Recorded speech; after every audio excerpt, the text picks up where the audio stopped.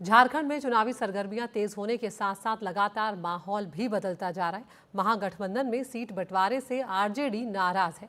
RJD की प्रवक्ता मनोज झा ने 12 से 13 सीटों की मांग की है। उन्होंने कहा कि हमने इंडिया गठबंधन के साथियों के सामने अपनी बात रख दी है। अगर हमें 12 से 13 सीटें नहीं मिली तो अकेले चुनाव लड़ेंगे, लेकिन बाकी सीटों पर इंडिया गठबंधन को समर्थन देंगे। इससे पहले कल मनोज झा ने कहा था कि सीट शेयरिंग को लेकर एक तरफा फैसला लिया गया है। अलग अलग जिलों में हमारी जो मौजूदगी है वो ताकतवर है और हमारे लिए विकल्प जो हैं वो खुले हुए हैं, लेकिन आज कुछ बदली हुई बात वो करते हुए नजर आ रहे हैं। तो आपको यहाँ पर सुनवाते हैं मनोज झा ने क्या कुछ कहा है और उसके बाद झारखंड मुक्ति मोर्चा के प्रवक्ता का बयान भी सुनवाते हैं।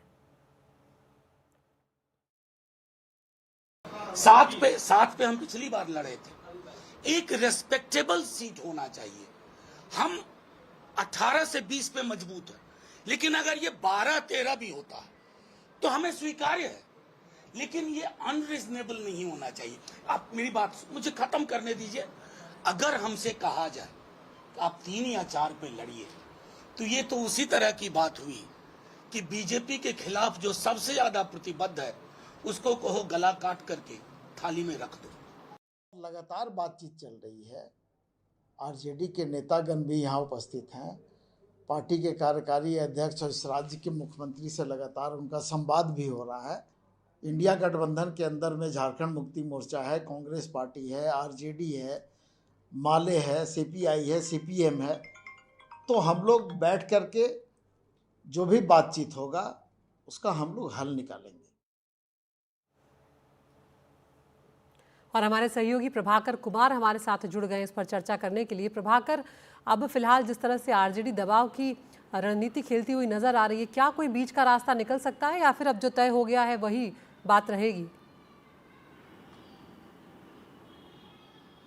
नहीं, देखिए, बीच का रास्ता तो निकालना पड़ेगा। आरजेडी साफ तौर पे दबाव की राजनीति कर रही है, इसीलिए उसने कल तक का टाइम दिया है, तक 24 घंटे का समय दिया गया है, जिसमें या तो इनको जो 6 सीटें जो दी गई है उसका आंकड़ा ये चाहते हैं कि बढ़ाया जाए।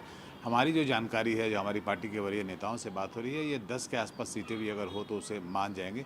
कुल मिला के 11 सीटें छोड़ी गई थी आरजेडी और लेफ़्ट के लिए, जिसमें से 6 गई थी आरजेडी के पाले में और 4 गई थी लेफ़्ट के पाले में। आरजेडी चाहती है कि उसे कम से कम डबल डिजिट में पहुंचा दिया जाए, यानी 10 के आसपास वो आंकड़ा पहुंचा दिया जाए। अगर वो ऐसा नहीं होता है तो उसका दूसरा उपाय भी है। दूसरा रास्ता ये है कि आरजेडी जो है, उनके कैंडिडेट्स जो हैं वो लड़ेंगे जेएमएम और कांग्रेस के टिकट पे, कांग्रेस के सिंबल पे। तो कैंडिडेट होंगे आरजेडी के और सिंबल होगा जेएमएम और कांग्रेस का।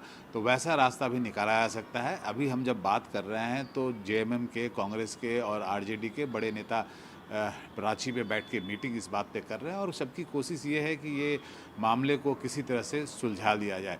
अभी आरजेडी ने हालांकि दबाव की राजनीति की है, लेकिन उसे भी पता है कि अगर वो चुनाव में अकेले गई तो इसका बड़ा नुकसान जो है वो इंडिया अलायंस को झेलना पड़ेगा और बड़ा फ़ायदा जो है वो भाजपा को होगा, जो वो कभी चाहेगी नहीं। इसलिए इसका रास्ता तो निकलना ही है। रास्ता या तो उन्हें सीट बढ़ा दिए जाए, या दूसरा रास्ता ये निकलता है कि उनके कैंडिडेट हों और इनके सिंबल पर लड़ें, जेएमएम और कांग्रेस के सिंबल पर लड़ें। अब देखिए, कल तक का समय दिया गया है, उसके बाद कुछ ना कुछ आपको रास्ता निकलता हुआ दिखेगा। जी बिल्कुल, बहुत बहुत शुक्रिया प्रभाकर। देखते हैं किस तरह से आरजेडी की नाराजगी जो है वो महागठबंधन में दूर की जाती है।